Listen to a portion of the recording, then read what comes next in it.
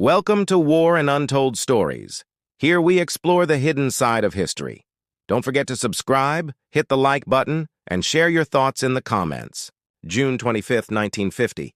The Korean peninsula erupts in flames. North and South Korea, divided by ideology, plunge into one of the bloodiest conflicts of the 20th century. A war that would draw in global superpowers, devastate a nation, and whose echoes can still be heard today. This is the story of the Korean War, the Forgotten War. After the end of World War II, the hope for a unified, independent Korea was shattered. The peninsula was split along the 38th parallel. In the north, the Soviet Union supported a communist state led by Kim Il-sung. In the south, the United States backed a democratic government under Syngman Rhee. This line on a map became the fault line between two opposing world views, communism and democracy. But this fragile peace couldn't last. Both sides dreamed of one day uniting the peninsula under their own rule. Tensions simmered, border skirmishes became common, and the air grew thick with the inevitability of conflict. It was a powder keg waiting for a spark. That spark came on June 25, 1950. In a massive, coordinated surprise attack, North Korean tanks and troops stormed across the 38th parallel. Their advance was swift and brutal. The South Korean army, caught off guard and ill-equipped, crumbled under the onslaught. Within a mere 3 days, the capital city of Seoul had fallen. The world watched in shock as the dominoes began to fall. The newly formed United Nations, facing its first major test, condemned the invasion and called for international assistance. Led by the United States, a coalition of nations scrambled to assemble forces to defend South Korea. But would they be in time? By August, the situation was dire. The combined South Korean and UN forces had been pushed back to the southeastern tip of the peninsula, desperately clinging to a small pocket of land around the port city of Pusan. This became known as the Pusan Perimeter. Here, outnumbered and outgunned, they made their last stand. The fighting was relentless. Soldiers dug in, battling not only the enemy, but also the sweltering summer heat and sheer exhaustion. Holding this line was critical. If it broke, the war would be lost. Slowly but surely, a steady stream of reinforcements, supplies, and decisive air support began to turn the tide. The North Korean advance stalled, and the defenders held on with everything they had. With the front stabilized at Pusan, the UN command needed a game-changer. That came in the form of General Douglas MacArthur's audacious and high-risk plan.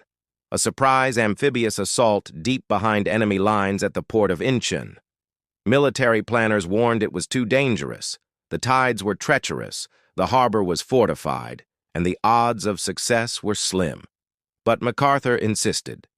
On September 15, 1950, under the cover of naval bombardment, U.S. Marines stormed the beaches. The attack was a stunning success. The North Korean forces were caught completely by surprise, their supply lines were cut, and the UN forces broke out of the Pusan perimeter. Just weeks later, Seoul was recaptured, and the tide of the war had dramatically turned. With the North Korean army in full retreat, UN forces pressed their advantage. In October, they crossed the 38th parallel, pushing deep into North Korea with the new objective of unifying the entire country. The capital city, Pyongyang, fell shortly after. Victory seemed not just possible, but imminent. General MacArthur famously declared that the troops could be home by Christmas. But as the UN armies advanced further north, towards the Yalu River, which formed the border with China, they were marching into a trap.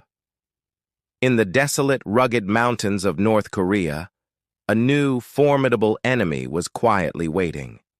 In late October and November 1950, the war changed in an instant.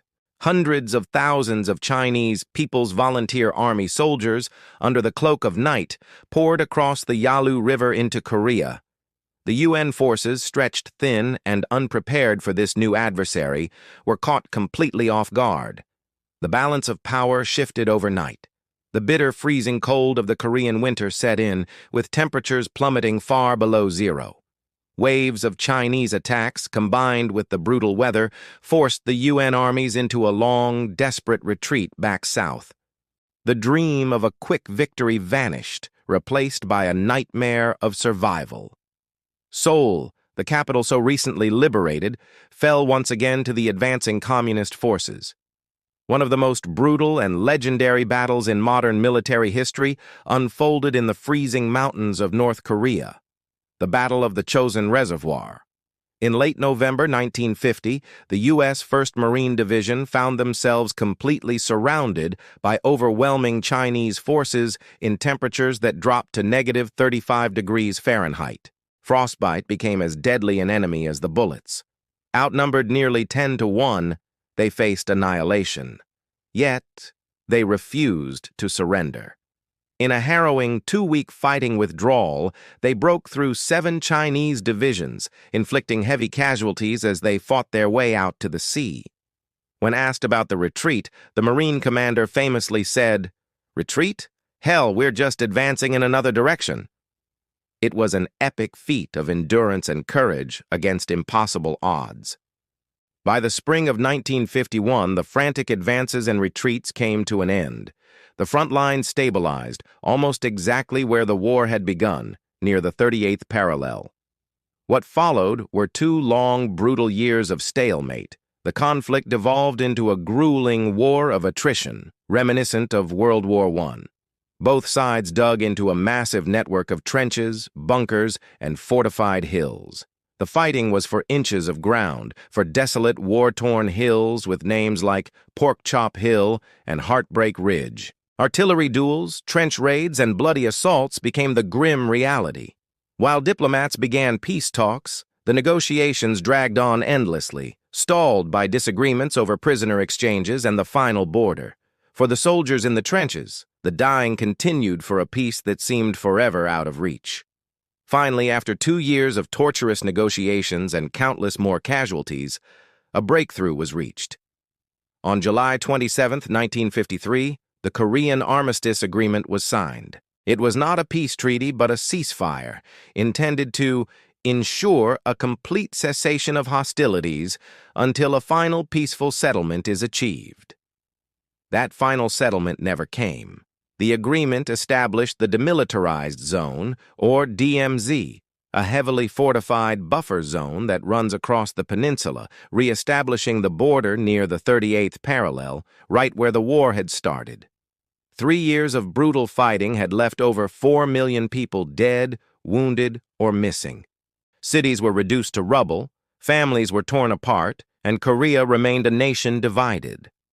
The Korean War is often called the Forgotten War, overshadowed by World War II before it and Vietnam after it. But its legacy profoundly shaped the modern world.